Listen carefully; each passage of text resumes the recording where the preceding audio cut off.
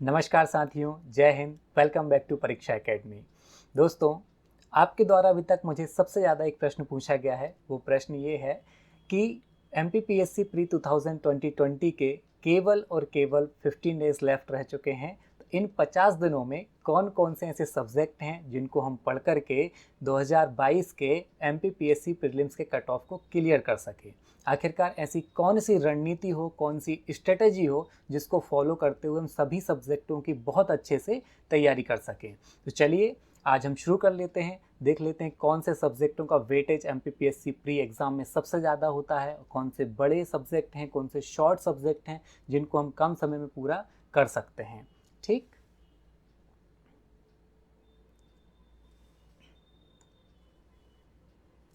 चलिए यहाँ पर देखिए, मैंने जो सिलेबस है आपको समझाने के लिए, एक सिलेबस हमें एमपीपीएससी प्री की तैयारी के लिए जो वेबसाइट पर दिया हुआ है वह यहाँ पर यूनिट वाइज है। कैसा मैंने डिवाइड किया हुआ है, यूनिट वाइज डिवाइड किया हुआ है। और एक साइड जो सिलेबस है इसको मैंने सब्जेक्ट वाइज लिखा हुआ है। क्यों लिख किया है ऐसा, देखिए सबसे पहले हम सिलेबस जो यूनिट वाइज दिया हुआ है इसको देख लेते हैं कि क्या दिया हुआ है। देखिए सबसे पहले फर्स्ट यूनिट में कहा गया है कि मध्य प्रदेश का इतिहास, संस्कृति और साहित्य संबंधित आपको प्रश्न पूछे जाएंगे।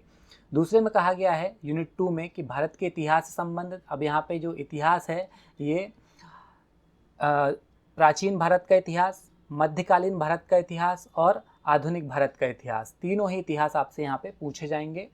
यूनिट 3 में मध्य प्रदेश का भूगोल से संबंधित प्रश्न होंगे। यूनिट 4 में विश्व और भारत के भूगोल से संबंधित प्रश्न होंगे। जबकि यूनिट 5 में कहा गया है कि एक में मध्य प्रदेश की संवैधानिक व्यवस्था यानी कि पॉलिटी ऑफ एमपी, और एक में इकोनॉमी ऑफ एमपी यानी कि मध्य प्रदेश की अर्थव्यवस्था। ये दो यूनिट 1-5 को दो भागों में डिवाइड किया हुआ है। यहाँ पे एक यूनिट 6 में भारतीय संविधान शासन प्रणाली यानी कि इंडियन पॉलिटी, और एक है इंडियन इकोनॉमी। ठीक, ये पूछा जाएगा। यूनिट 7 में विज्ञान और प्रौद्योगिकी आपसे पूछा जाएगा। जबकि यूनिट 8 में आपको करंट अफेयर्स और गेम्स एंड स्पोर्ट्स से रिलेटेड कुछ क्वेश्चंस देखने को मिलेंगे।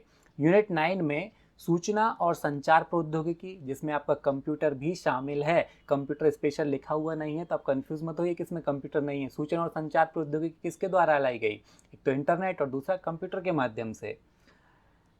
नेक्स्ट जो लास्ट यूनिट है यूनिट 10, उसमें राष्ट्रीय और प्रादेशिक संवैधानिक या फिर सांविधिक संस्था यानी कि जिसको हम आयोग के नाम से भी जानते हैं जनरली, है ना। यूनिट 10 को सामान्यतः एस्पिरेंट्स आयोग ही बोल देते हैं। ठीक, मैंने क्या काम किया है, ये जो आपके यूनिट वाइज सिलेबस एमपीपीएससी की वेबसाइट पर दिया हुआ इसको तोड़ा है सब्जेक्ट वाइज में। क्यों, क्योंकि हमारा एमपीपीएससी प्री का जो पेपर है यह है यूनिट वाइज नहीं आता। जैसे कि पटवारी का पेपर आप देख लें या फिर अदर एग्ज़ाम का, कांस्टेबल वगैरह का एग्ज़ाम देख लें, जिसमें क्या होता है हिस्ट्री के क्वेश्चन अलग, पॉलिटी के अलग, ज्योग्राफी के अलग, या फिर क्या जीके के क्वेश्चन अलग, हिंदी, इंग्लिश, मैथ्स, रीजनिंग, ऐसे अलग अलग सेक्शन बटे आते हैं। लेकिन हमारे एमपीपीएससी प्री के जो एग्ज़ाम हैं उसमें सिलेबस वाइज क्वेश्चन आते हैं, ना कि यूनिट वाइज। ठीक, सिलेबस वाइज मतलब सब्जेक्ट वाइज। ठीक, तो सब्जेक्ट में सबसे पहले मैंने मध्य प्रदेश को चुना, क्योंकि मध्य प्रदेश से यूनिट 1, 3, 5 आपकी यूनिट नंबर ये 1, यूनिट नंबर 3 और यूनिट नंबर 5 ये कवर हो जाती है मध्य प्रदेश के सब्जेक्ट के अंदर। ठीक, सेकंड मैंने जो सब्जेक्ट चुना है वह है हिस्ट्री, इतिहास। इससे आपकी यूनिट 2 कवर हो जाती है, ये वाली। ठीक, इसके बाद भूगोल से आप यूनिट 4 कवर कर सकते हैं। राजनीति यानी कि जिसके लिए काफ़ी फेमस बुक अभी मार्केट में है तो वह है एम लक्ष्मीकांत की पॉलिटी की बुक। तो राजनीति जो है यूनिट 6 आपका कवर करेगी। अर्थव्यवस्था आपका यूनिट 6 कवर कर लेगी। और विज्ञान जो सब्जेक्ट है ये यूनिट 7 में, और पर्यावरण भी यूनिट 7 में आपसे पूछा जाएगा। इसके बाद समसामयिक की बात करें, जो करंट अफेयर्स हैं वह यूनिट 8 कवर करेंगे, और खेल और कूद भी यूनिट 8 में ही आएगा। इसके बाद सूचना संचार प्रौद्योगिकी यूनिट 9 और आयोग यूनिट 10 में। अब देखो, सब्जेक्ट में तोड़ने का अर्थ ये है कि सब्जेक्ट में तोड़कर हम क्या करेंगे, सब्जेक्ट वाइज स्टडी करेंगे। यूनिट वाइज स्टडी करेंगे तो हमें यूनिट 1 कंप्लीट कर लिया, फिर जब यूनिट 3 पे आएंगे तो वापस एमपी उठा के देखना पड़ेगा। तो मध्य प्रदेश को हमने एक जगह पूरा असेंबल कर लिया मध्य प्रदेश सब्जेक्ट के अंदर, वही हमें पढ़ना है। और जो यूनिट में 2 सब्जेक्ट दिए हुए हैं, जैसे कि यूनिट 7 की हम बात करें तो यहाँ पे विज्ञान भी दिया हुआ है और पर्यावरण भी दिया हुआ है। सब्जेक्ट वाइज स्टडी करने से ये होता है कि माइंड रिलैक्स होता है और ईजी चीज़ें हम याद रख पाते हैं। ठीक, तो अब ये जो सब्जेक्ट वाइज सिलेबस है इसके साथ करना क्या है हमें, देखिए जो सब्जेक्ट वाइज सिलेबस था इस सिलेबस को मैंने 2 सब्जेक्टों में तोड़ा हुआ है। कैसे सब्जेक्ट, एक तो जो बड़े सब्जेक्ट यानी कि जिनका सिलेबस कैसा है, बहुत बड़ा है, ब्रॉड सिलेबस है, और एक जो है स्मॉल सिलेबस, स्मॉल सब्जेक्ट हैं उनको मैंने यानी कि छोटे से 50-60 पेज पढ़िए कंप्लीट आपका सब्जेक्ट। तो ऐसे मैंने 2 पार्टीशन कर दिए हैं जो हमने सब्जेक्ट वाइज सिलेबस को तोड़ा था उसमें।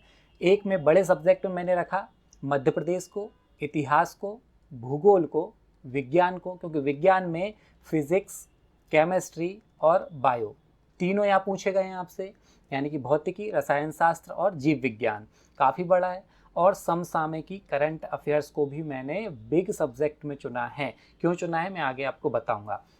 तो कौन कौन से हमारे बड़े सब्जेक्ट हो गए जो जिनकी किताबें लगभग 300-300 400-400 पेजेस की हैं। मध्य प्रदेश हो गया क्योंकि ये 3 यूनिट कवर करेगा, 1, 3, 5, फिर इतिहास, भूगोल, विज्ञान और समसामयिकी करंट अफेयर्स। ठीक, छोटे सब्जेक्ट जो कि जनरली मैं कहूँ कि आपको 100 पेजेस आप पढ़िए, और किसी किसी सब्जेक्ट के तो 100 पेज भी नहीं पढ़ना आपको, नोट्स देख लीजिए आप, तो नोट्स इजीली 50 to 60 पेजेस में कवर हो जाते हैं, है ना। तो यहाँ पे 100 पेजेस में आप देखिए क्या, राजनीति के आप नोट्स बना लीजिए इजी तरीके से, 100 पेजेस में आपका काम हो जाएगा। अर्थव्यवस्था के, पर्यावरण को मैंने शॉर्ट सब्जेक्टों में रखा है, स्मॉल सब्जेक्टों में रखा है। खेल कूद भी छोटा सा, आप यदि नोट्स इसके तैयार करेंगे तो 20 to 30 पेजेस में आपका काम हो जाएगा।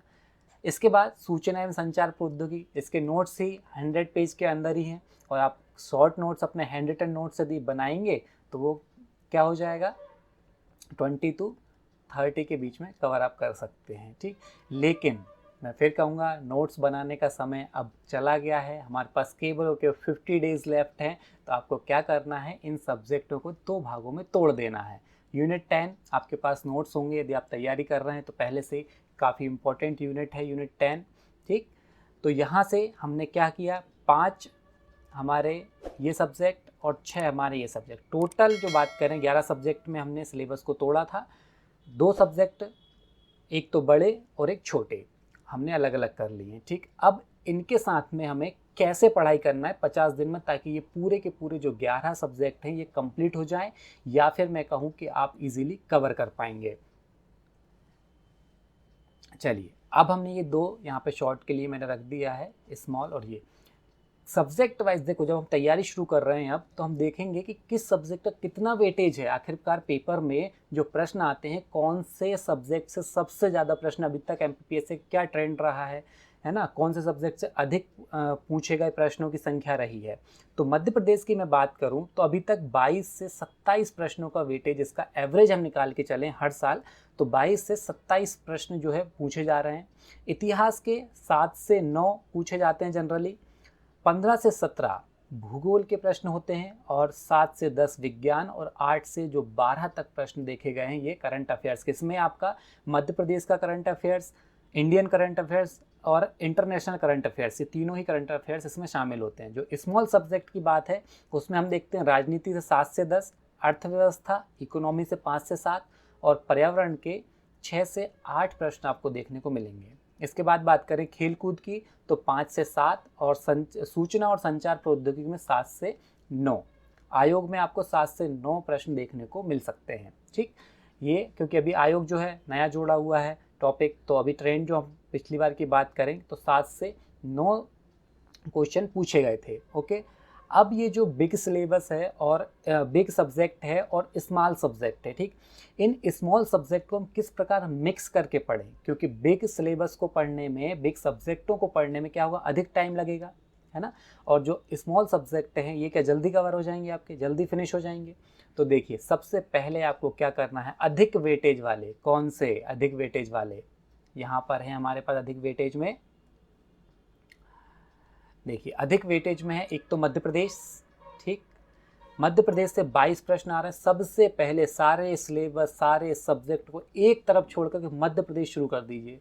ठीक, मध्य प्रदेश काफ़ी बड़ा आपका सिलेबस है, ना केवल सिलेबस का सबसे बड़ा सब्जेक्ट है बल्कि सबसे वेटेज वाला 22 से 27 प्रश्न पूछे जा रहे हैं, तो मध्य प्रदेश आपको उठाना है। इसके बाद मध्य प्रदेश के साथ आप स्मॉल सब्जेक्ट में अर्थव्यवस्था और खेल कूद को चुन लीजिए। क्यों चुन लीजिए? क्योंकि मध्य प्रदेश के अंदर भी गेम्स एंड स्पोर्ट्स से रिलेटेड क्वेश्चन आते हैं, तो आप यहाँ पे कंपाइल करके पढ़ेंगे।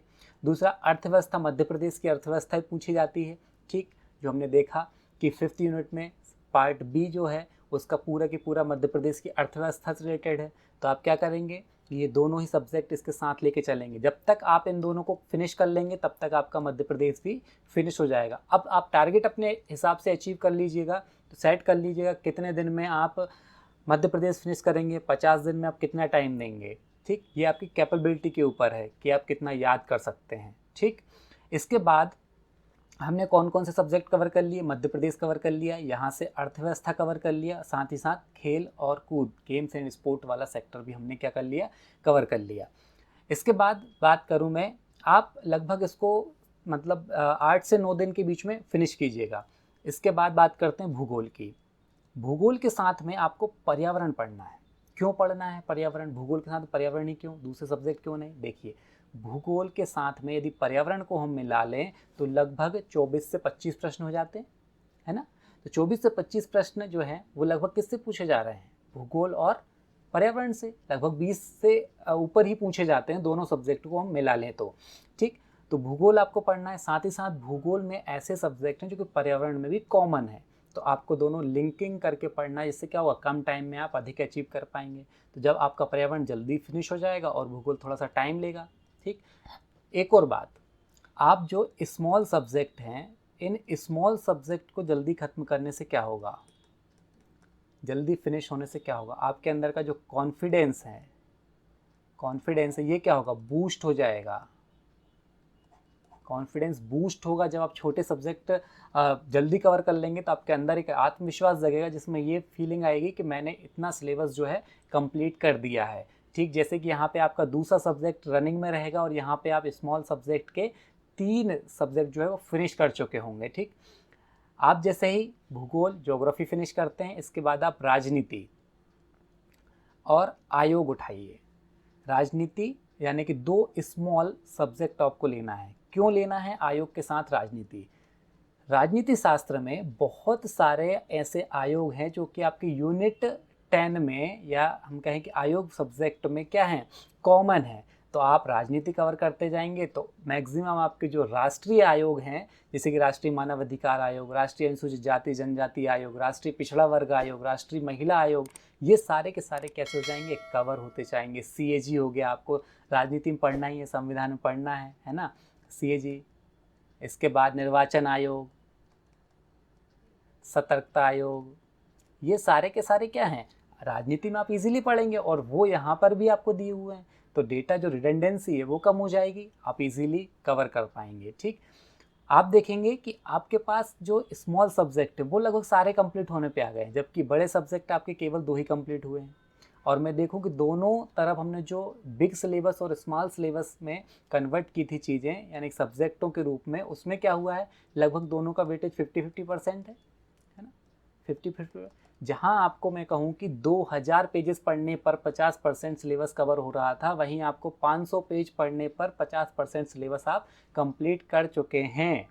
ठीक, अब आप जब ये कवर हो जाए राजनीति और आयोग, इसके बाद आप विज्ञान को उठाइए और विज्ञान के साथ में आप यूनिट 9 सूचना एवं संचार प्रौद्योगिकियों को उठा लीजिए। ठीक, तो इसको आप पढ़ लीजिए, ये आपके सॉल्व हो जाएंगे, इजीली कवर हो जाएगा पूरा सिलेबस आपका। इतिहास आप सबसे आखिरी में कवर कीजिएगा। जब सारा आपका कवर हो जाए तो इतिहास सबसे आखिरी में कवर कीजिए, क्योंकि इतिहास जो है बहुत बड़ा सिलेबस है, आपके पास समय का बहुत अभाव है अभी। इतिहास यदि जिन्होंने पढ़ लिया है वो भी इसको आखिरी में रिवाइज करिएगा। ठीक है, तो इससे क्या होगा कि एक बड़ा सिलेबस आप कॉन्फिडेंस के साथ जब पढ़ेंगे तो जल्दी कंप्लीट हो जाएगा। आपके पास जब कॉन्फिडेंस रहेगा कि मैंने 90% या 80% सिलेबस कवर कर दिया है, तो केवल मेरे पास हिस्ट्री रह गया है जिसको मैं इजीली कंप्लीट कर सकता हूँ। ओके, तो ये आप क्या काम कर सकते हैं। अब रही बात आपके करंट अफेयर्स की या फिर समसामयिकी, तो देख करंट अफेयर्स समसामयिकी के लिए मैं आपको बात कहूँगा कि आप डेली पढ़ें इसको किसी भी एक दिन के लिए ना छोड़ें। डेली 1 से 1.5 घंटे आप करंट अफेयर्स के लिए निकालिए, क्योंकि करंट अफेयर्स ऐसा टॉपिक है जहाँ से 8 से 10 क्वेश्चन या 12 क्वेश्चन पूछे जाते हैं और इसको आप जब डेली पढ़ेंगे तब ही ये आपको याद रहेगा। आप कहें कि मैं सबसे लास्ट में हिस्ट्री के बाद इसको पढ़ लूँ तो याद रह जाएगा, जी नहीं, तब क्या होगा, मिक्सिंग हो जाएगी और करंट अफेयर्स आपका रेडी नहीं हो पाएगा, आपके अंदर कॉन्फिडेंस लूज़ हो जाएगा। तो मैं कहता हूँ कि आप क्या करिएगा, समसामयिक को यानी करंट अफेयर्स को डेली कंटिन्यू पढ़ते जाइए। पेपर से आप पढ़ सकते हैं, अभी पेपर या फिर पिछले 1 साल का आप कोई मैगजीन लेकर के आ सकते हैं, उससे भी आप पढ़ सकते हैं। ठीक, आई होप कि आप समझ पाए होंगे किस प्रकार से कौन से सिलेबस को हमें, कौन से सिलेबस के पार्ट को, सब्जेक्ट को अधिक महत्व देना है, जिससे कि हम MPPSC प्रीलिम्स के कट ऑफ तक पहुंच पाएँ, कट ऑफ को क्लियर कर पाएँ। ठीक है, wish you all the best.